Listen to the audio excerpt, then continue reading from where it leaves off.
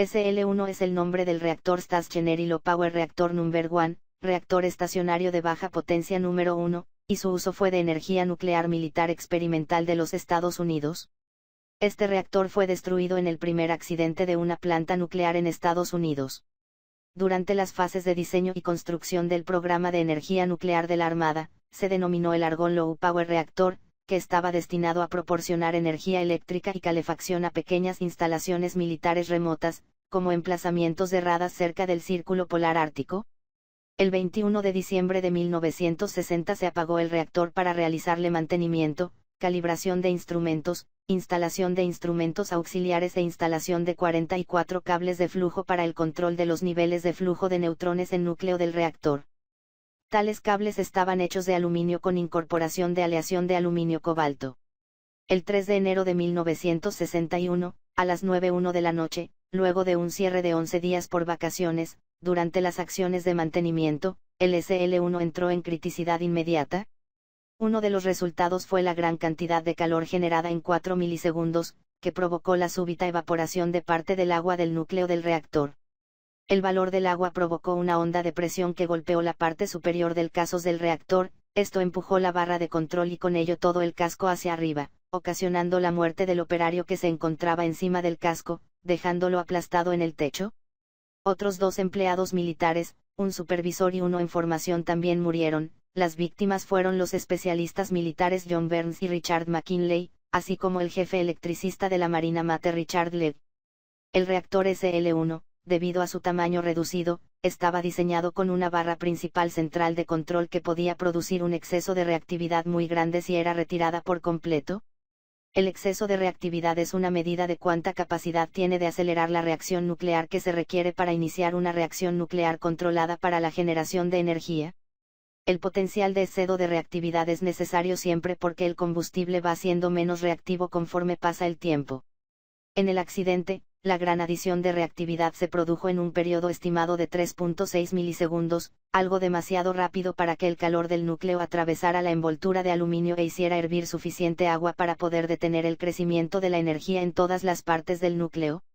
El accidente del reactor se debió únicamente por el diseño y los principios físicos básicos del agua calentada y de la vaporización de los elementos del núcleo, separándolos y retirando el moderador. Los sensores de calor que estaban sobre el reactor, dispararon una alarma en la instalación de seguridad del emplazamiento central de pruebas. El primer equipo de respuesta, de bomberos, llegó 9 minutos después e inicialmente no advirtieron nada inusual, con solo una pequeña columna de vapor que salía del edificio, normal para el frío de la noche con una temperatura de -5 grados centígrados. El edificio de control parecía normal. Al acercarse al edificio del reactor sus detectores de radiación saltaron rápidamente, hasta el límite de margen máximo, por lo que se retiraron, ya que no sabían si podían actuar con seguridad o cuánto tiempo podían permanecer.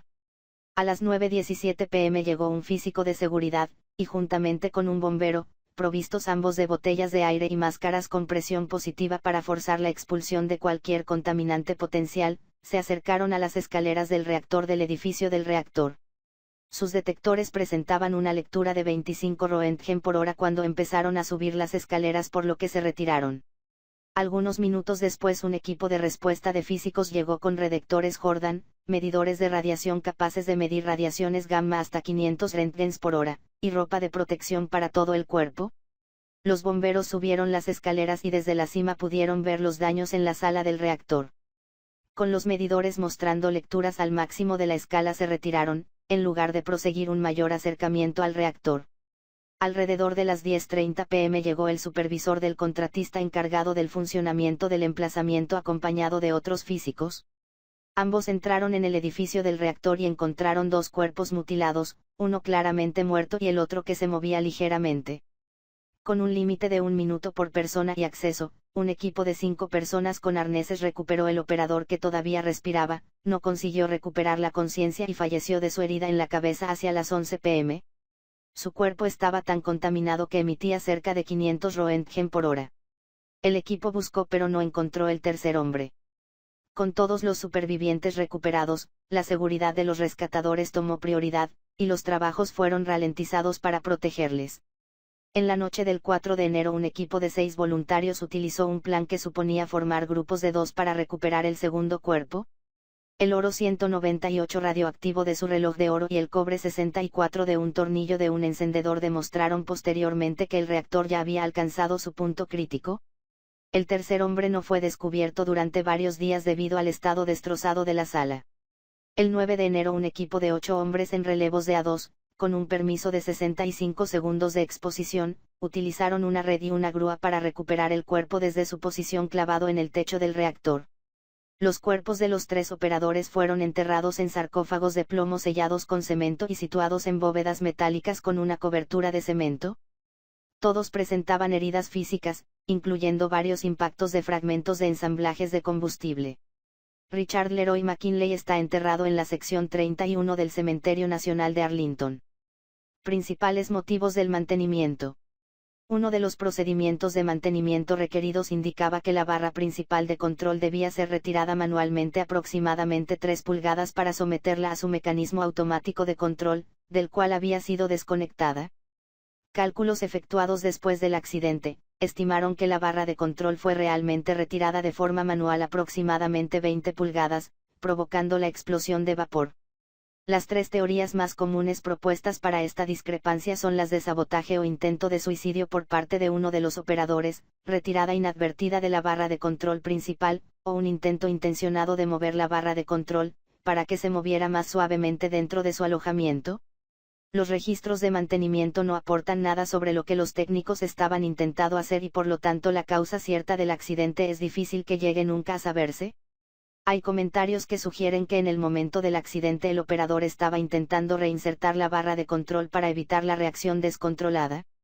La investigación duró casi 2 años y los cables de flujo instalados de nuevo facilitaron información de importancia acerca de lo que sucedió en el núcleo del reactor. Los restos del reactor SL-1 están ahora enterrados cerca de su emplazamiento original.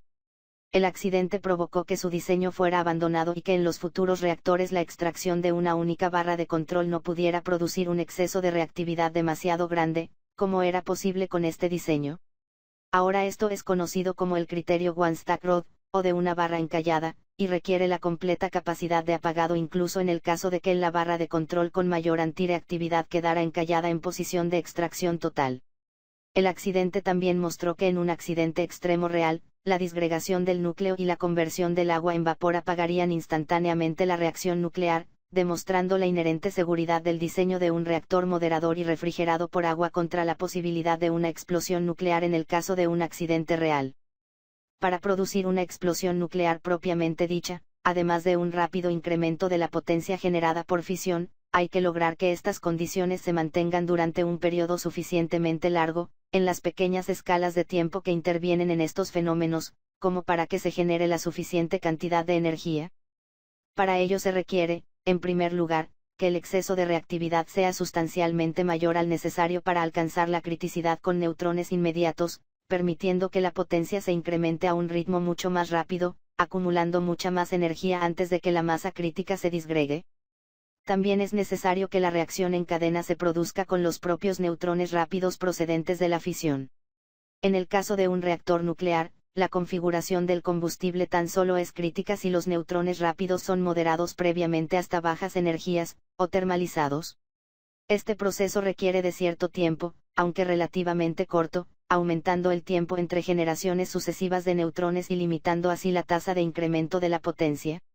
De hecho, en un reactor nuclear, en el momento en que, fruto del incremento de potencia, el agua circundante se evapora y se expande, los neutrones no pueden ser moderados adecuadamente y el reactor deja de ser crítico, deteniéndose la reacción en cadena. Así pues, un accidente del tipo descrito puede dar como resultado una explosión de vapor y un núcleo del reactor seriamente dañado, pero en ningún caso el tipo de explosión que tiene lugar en un arma nuclear. Incluso sin un edificio de contención como los que se usan actualmente, el edificio retuvo la mayor parte de la radioactividad, a pesar de que el nivel de yoduro 131 en las plantas durante varios días de control alcanzó 50 veces los niveles dispersados en el aire. Los límites de exposición a la radiación anteriores al accidente eran de 100 Röntgen para salvar la vida y de 25 para salvar elementos valiosos. Durante la respuesta al accidente 22 personas recibieron dosis de 3 a 27 Roentgen de exposición total del cuerpo y 3 dosis por encima de 27 reverendo.